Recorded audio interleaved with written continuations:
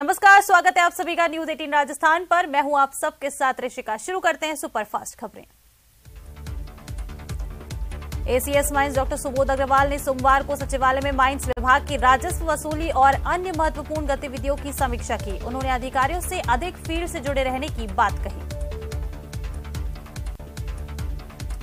चुरू के अभिभाषक संघ के चुनाव सोमवार को जिला मुख्यालय पर शांतिपूर्ण संपन्न हुए और मतगणना के बाद रिजल्ट घोषित किए गए, जिसमें बार काउंसिल अध्यक्ष के पद के लिए एडवोकेट सुरेंद्र सिंह शेखावत ने बाजी मारते हुए अपने प्रतिद्वंदी प्रत्याशी एडवोकेट राजेंद्र राजपुरोहित को 187 वोटों से पराजित कर दिया।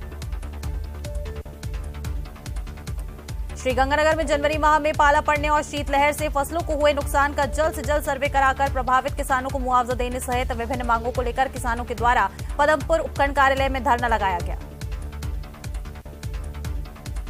राजस्थान संस्कृत विश्वविद्यालय के 23वें स्थापना दिवस के अवसर पर व्याख्यान का आयोजन हुआ। व्याख्यान में प्रोफेसर जयकांत शर्मा ने कहा कि शास्त्रों ने भगवान की शरण में जाने का अधिकार सभी वर्णों के लोगों को समान रूप से दिया है। 7 शताब्दियों पहले जगत गुरु रामानंदाचार्य ने सभी वर्णों और जातियों के लिए बिना किसी भेदभाव के शरणागति का मार्ग खोल दिया।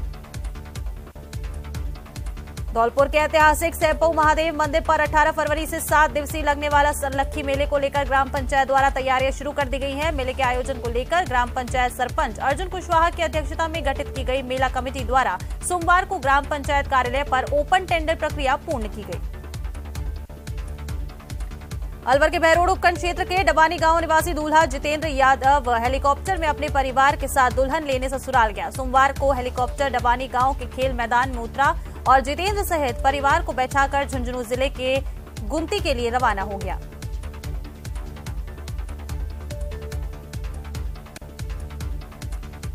बूंदी शहर में 8 महीने पहले एक युवक को आत्महत्या करने के लिए मजबूर करने के मामले में कोतवाली पुलिस ने अभी तक आरोपियों के खिलाफ कार्रवाई नहीं किए जाने से न्याय की आस में दर दर भटक रहे पीड़ित माता पिता को भारी परेशानियों का सामना करना पड़ रहा है। अलवर के बहरोड क्षेत्र के माजरी कला गांव में अज्ञात कारणों के चलते मुर्गी फार्म में आग लग गई। आग से फार्म के अंदर बंद मुर्गियां और ट्रैक्टर जल के राख हो गए। वहीं आग लगने से गांव में हड़कंप मच गया। वेतन विसंगति दूर करने सहित 15 सूत्री मांगों को लेकर वन कर्मियों ने कार्य का बहिष्कार कर दिया। कोटा में 3 डिवीजन के करीब 19 रेंज के वन कर्मियों ने हड़ताल रखकर काम बंद रखा। अलवर के भिवाड़ी में मुख्य सड़क को चौड़ा करने का काम युद्ध स्तर पर किया जा रहा है। इसी कड़ी में सड़क को चौड़ा करने में बाधा बन रहे अतिक्रमण को हटाने के लिए सोमवार सुबह कार्रवाई की गई। अलवर के सरिस्का में 15 सूत्री मांगों को लेकर आज वन विभाग के कर्मियों ने सरिस्का मुख्यालय के बाहर कार्य बहिष्कार और धरना प्रदर्शन किया। कार्य बहिष्कार के कारण वन्य जीव की सुरक्षा, वन विकास कार्य, वन संपदा की सुरक्षा, अवैध खनन, अवैध कॉटन, अवैध वन जीव रेस्क्यू आदि पर प्रभाव पड़ा है। बूंदी में मीरा साहब की पहाड़ी पर एक 36 वर्षीय व्यक्ति ने फांसी के फंदे पर झूलकर अपनी जीवन लीला समाप्त कर ली है। घटना की सूचना मिलने के बाद मौके पर पहुंची कोतवाली थाना पुलिस द्वारा घटनास्थल का मौका मुआयना किया गया।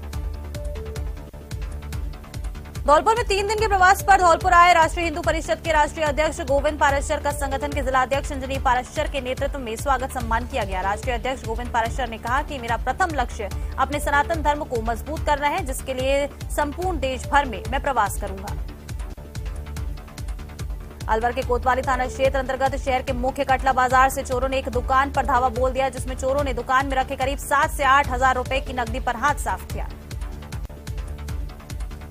राजसमंद के नाथद्वारा नगर में विधानसभा अध्यक्ष डॉक्टर सीपी जोशी ने गौरव पथ पर आयोजित कार्यक्रम में नगर के लिए 114 करोड़ रुपए की 2 परियोजनाओं का शिलान्यास किया, जिसमें पीएचईडी मंत्री महेश जोशी, यूडीएच मंत्री शांति धारीवाल और चिकित्सा मंत्री प्रसादी लाल मीणा ने वर्चुअली शिरकत की।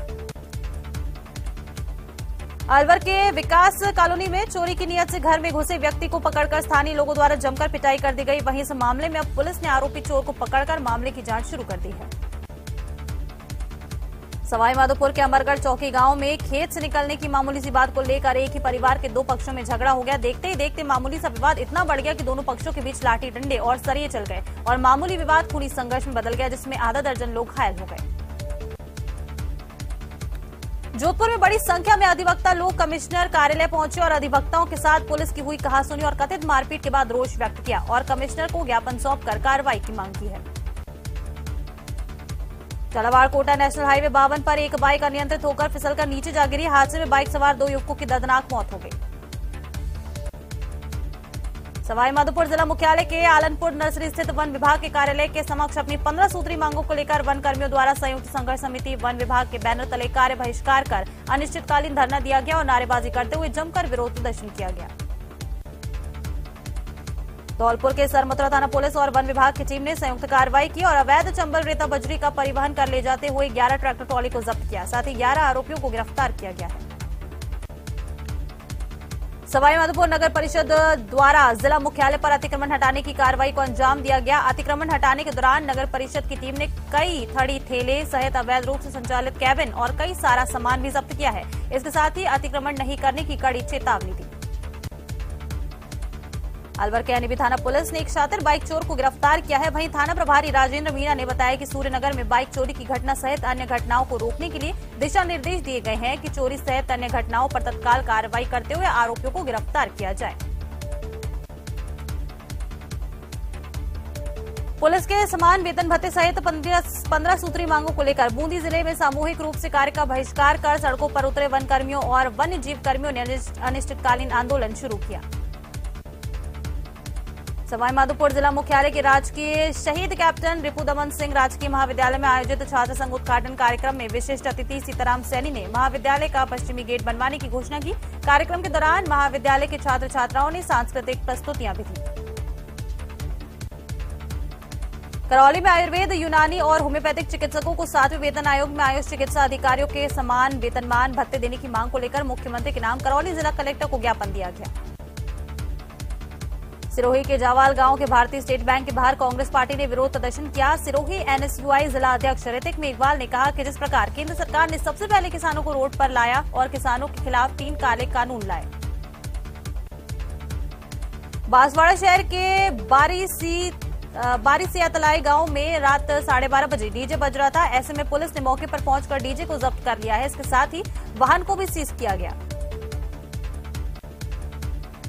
उड़ीसा के राज्यपाल गणेशी लाल झुंझुनू आए। झुंझुनू के चुड़ैला स्थित एक निजी विश्वविद्यालय में आयोजित दीक्षांत समारोह में उन्होंने शिरकत की। दीक्षांत समारोह में शिरकत करने के बाद राज्यपाल ने रानी सती मंदिर के दर्शन किए। अलवर शहर के एनबी थाना पुलिस ने एक शातिर नकबजन को गिरफ्तार किया है, जिसने शहर में सूने मकानों में अनेक चोरी की वारदातों को अंजाम दिया।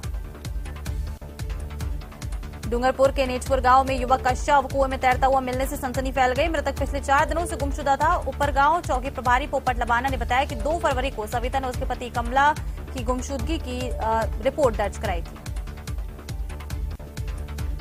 राजसमंद के कुवारिया कस्बे के रामपुरिया गांव में पंचायत समिति सदस्य मांगीलाल रेगर के खेत में स्थित 80 फीट गहरे कुएं में बाइक नजर आने से अफरा तफरी मच गई। इसकी सूचना खेत मालिक ने ग्रामीणों और पुलिस को दी।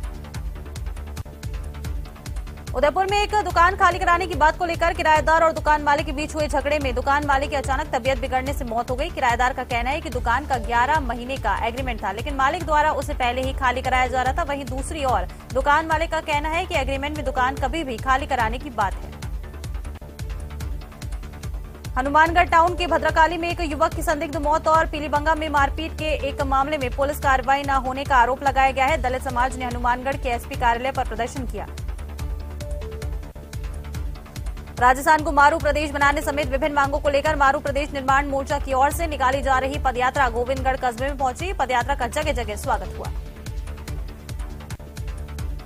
भरतपुर के केवलादेव नेशनल पार्क के सामने अपनी मांगों को लेकर आज सभी वन कर्मियों ने प्रदर्शन किया और अनिश्चितकालीन कार्य बहिष्कार पर बैठ गए। वन कर्मियों द्वारा अपनी मांगों को लेकर लंबे समय से प्रदर्शन किया जा रहा है।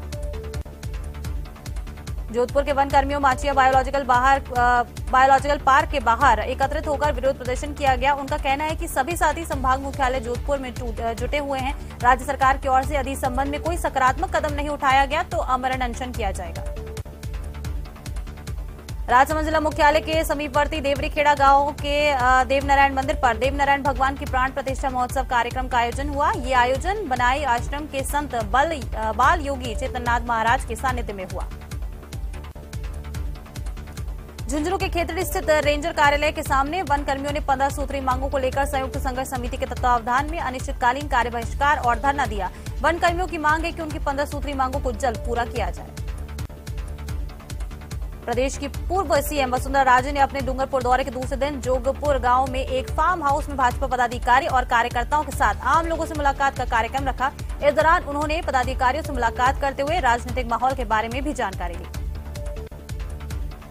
डूंगरपुर नगर परिषद की ओर से शहर की पातेला बस्ती में वाल्मीकि सामुदायिक भवन का लोकार्पण समारोह का आयोजन हुआ। समारोह के मुख्य अतिथि राज्य मंत्री डॉक्टर शंकर यादव और अध्यक्षता डूंगरपुर विधायक गणेश गोगरा ने की। श्रीगंगानगर के सादुल शहर विधायक एडवोकेट जगदीश जांगड़ के द्वारा विधानसभा क्षेत्र के गांव दूलापुर कैरी और ओड़की में हाथ से हाथ जोड़ो अभियान के तहत 10 किलोमीटर की पदयात्रा निकाली गई और जनसंपर्क कर आमजन से संवाद किया गया। बांसवाड़ा शहर की मधुबन कॉलोनी में एक सूने मकान में चोरी का मामला सामने आया है। पीड़ित परिवार ने सोमवार सुबह घटना का खुलासा करते हुए बताया कि उनके घर से करीब 7 लाख का माल चोरी हुआ। भरतपुर में उपराष्ट्रपति जगदीप धनखड़ की पत्नी सुदेश धनखड़ निजी दौरे पर रहीं, जहां उन्होंने एक निजी कार्यक्रम में भाग लिया, जिसके बाद भरतपुर के पास ही गिरिराज जी और अन्य धार्मिक स्थलों के उन्होंने दर्शन किए। मदरसा बोर्ड के चेयरमैन एमडी चौपदार आज 2 दिवसीय दौरे पर झुंझुनू आए। झुंझुनू के नवलगढ़ पहुंचने पर सर्व समाज की ओर से मदरसा बोर्ड चेयरमैन एमडी चौपदार का स्वागत हुआ। बीकानेर के चित्तरगढ़ थाना क्षेत्र में 6 दिन से लापता मां बेटे का शव आज आरडी 558 नहर में मिला है। एसडीआरएफ की टीम ने शव को नहर से बाहर निकाला तो मां बेटे का शव एक दूसरे से चुन्नी से बंधा मिला। पुलिस ने दोनों शवों को पोस्टमार्टम के लिए मोर्चरी में रखवा दिया है। अखिल भारतीय कांग्रेस कमेटी के आह्वान पर डूंगरपुर जिले में कांग्रेस कमेटी की ओर से जिला मुख्यालय स्थित भारतीय जीवन बीमा निगम के ऑफिस के बाहर धरना प्रदर्शन किया गया और एसबीआई जैसे देश के प्रमुख संस्थानों को बर्बाद करने का आरोप लगाया गया है। पोखरण के रामदेवरा रोड स्थित बीएसएफ परिसर में सांस्कृतिक कार्यक्रमों का आयोजन किया गया। बीएसएफ परिसर में मुक्ता इवेंट मुंबई द्वारा आयोजन किया गया। कार्यक्रम में बीएसएफ के अधिकारी और जवान भी मौजूद रहे। हिंडनबर्ग की रिपोर्ट की जांच के लिए जेपीसी की गठन अथवा सुप्रीम कोर्ट की मॉनिटरिंग में जांच कराए जाने की मांग को लेकर आज कांग्रेस ने देश भर में प्रदर्शन किया। प्रदर्शन में भी पीसीसी के निर्देश पर जिला मुख्यालयों पर जिला कांग्रेस कमेटी के निर्देश पर प्रदर्शन हुए। पीएम मोदी ने बेंगलुरु में इंडिया एनर्जी वीक का उद्घाटन किया और नवीनकरणीय ऊर्जा के क्षेत्र में अपनी सरकार की उपलब्धियां गिनाई। पीएम मोदी ने हाल में बजट में कैपिटल एक्सपेंडिचर के लिए किए गए 10,000 करोड़ के प्रावधान किए जाने की भी चर्चा की। पीएम मोदी 12 फरवरी को दौसा में दिल्ली मुंबई एक्सप्रेस वे को राष्ट्र को समर्पित करेंगे। बीजेपी पीएम मोदी की सभा में भारी भीड़ जुटाने की तैयारी कर रही है। बीजेपी के प्रदेश अध्यक्ष सतीश पूनिया ने कहा कि मोदी सरकार ने देश को जोड़ने का काम किया है। आवागमन की रफ्तार बढ़ेगी तो देश की प्रगति के पथ पर तेजी से बढ़ेगा। इस हाईवे के शुरू होने से दौसा से 2 घंटे में दिल्ली पहुंचा जा सकेगा। जयपुर में युवा बेरोजगारों का हल्ला बोल प्रदर्शन देखने को मिला। राजस्थान बेरोजगार एकीकृत महासंघ के नेतृत्व में ये प्रदर्शन हुआ। राज्य कर्मचारी चयन बोर्ड का घेराव कर प्रदर्शन किया जा रहा है। प्रदर्शनकारी युवा पीटीआई प्रयोगशाला सहायक लाइब्रेरियन भर्ती का परिणाम जारी करने की मांग कर रहे हैं। बेरोजगारों ने बोर्ड चेयरमैन हरिप्रसाद शर्मा को ज्ञापन सौंपा। संसद के बजट सत्र के 7वें दिन कार्यवाही शुरू होने से पहले स्पीकर ओम बिरला ने भारतीय राजस्व सेवा के प्रशिक्षु अधिकारियों से संवाद किया। इस दौरान उन्होंने कहा कि टैक्स प्रणाली में पारदर्शिता और जवाबदेही जरूरी है। भारत में टैक्स सुधारों का नया दौर चल रहा है। और यहां रुकेंगे, एक छोटे से ब्रेक लिए, कहीं मत जाइएगा, फौरन लौटेंगे।